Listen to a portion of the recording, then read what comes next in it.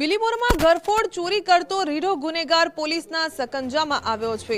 બિલીમોરામાં ઘરફોડ ચોરીને અંજામ આપતો ગુનેગાર આખરે પોલીસના સકંજામાં આવી ગયો છે। આરોપી અરફુદ્દીન ઉર્ફે આરિફ સૈયદની મુદ્દામાલની સાથે ધરપકડ કરી લેવામાં આવી છે। ફ્રૂટ વેચવાને બહાને રેકી કરતો હતો અને ત્યારબાદ બંધ મકાનોને નિશાન બનાવતો હતો।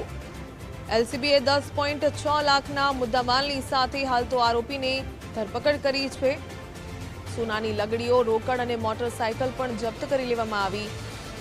રીઢો ગુનેગાર પોલીસના સકંજામાં આવ્યો છે અને પોલીસે ચોરીના 4 ગુનાઓનો ભેદ ઉકેલ્યો। આરોપી સામે અગાઉ પણ 11 ગુના નોંધાઈ ચૂક્યા છે।